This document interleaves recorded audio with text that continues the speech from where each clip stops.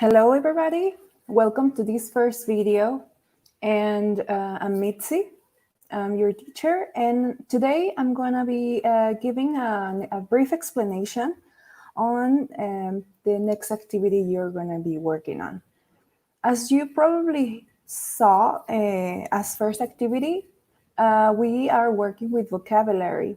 So I'm going to ask you to please be part of the online session the next Saturday so we can talk about this vocabulary in case you have some doubts. This activity is going to be very useful because we're going to connect it with today's topic. Well, in this case, this video is to give you a brief explanation on how to use indirect questions. So let's get started. I'm going to share some information I have about how to use this. So here we go.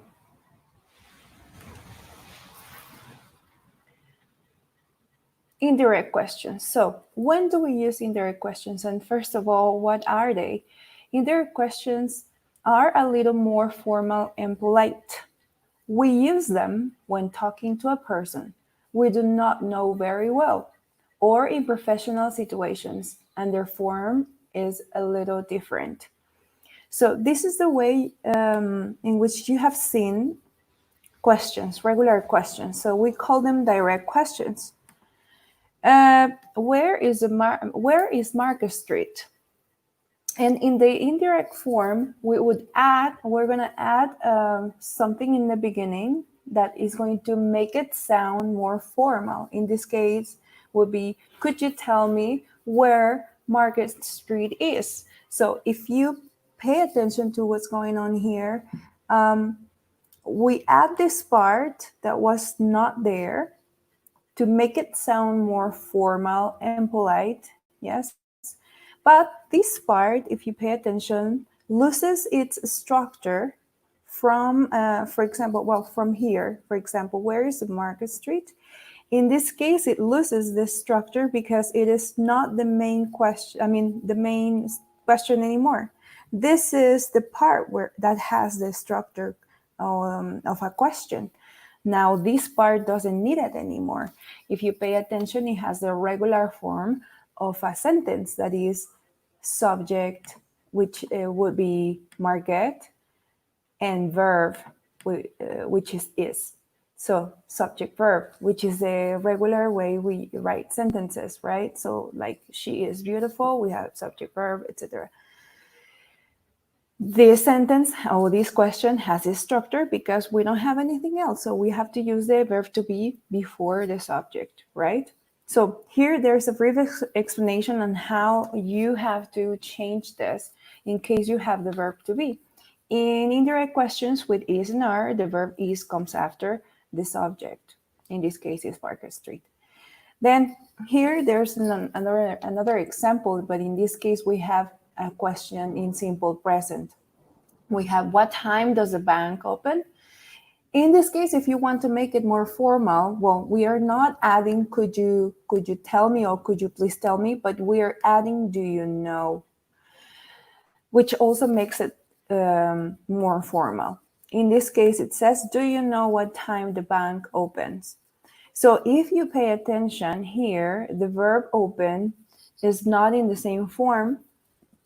Why? Well, the reason is simple. We don't have the does anymore. Yes?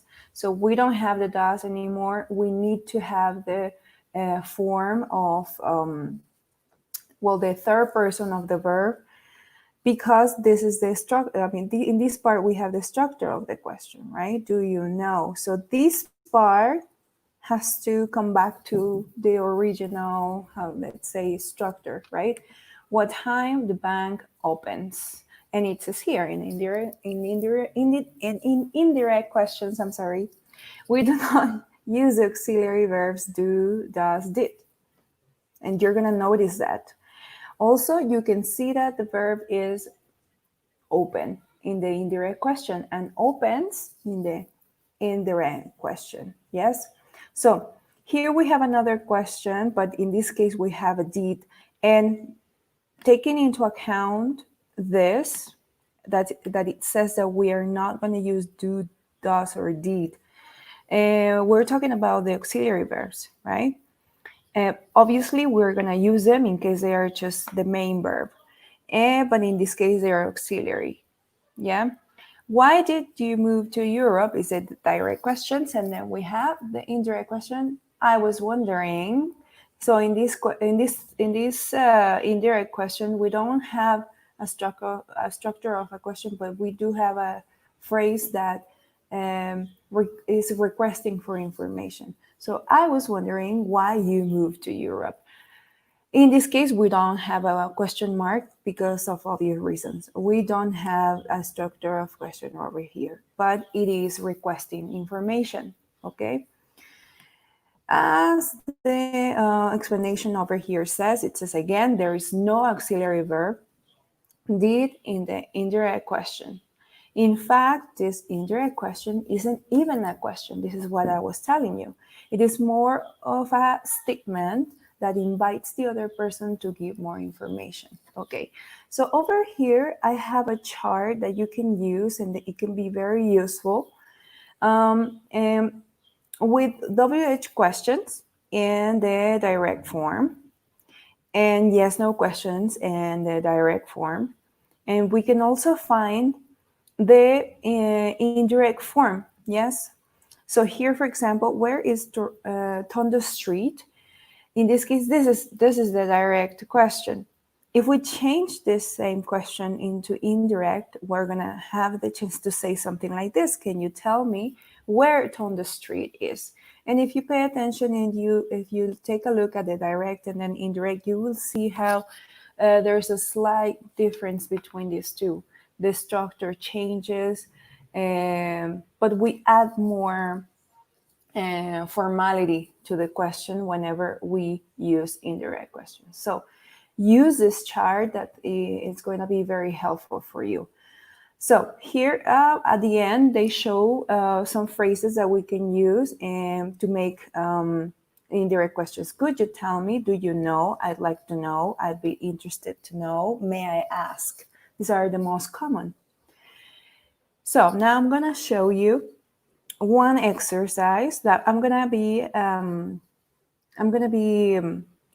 attaching or giving you some links so you can work online on some exercises. There's going to be one activity that you will have to upload as evidence, but you will be free to work on different activities and more than the ones that I request. Okay, so you are free to answer more activities. So in this case, this is the link that I'm using.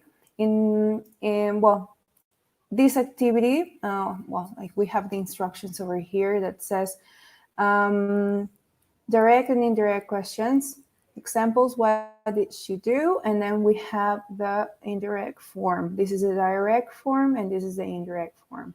The same here. This is the direct form and then we have the indirect way. And well, we have some examples. We have why did she cry? And then we have this blank space in which we have to write the correct next part of the indirect question.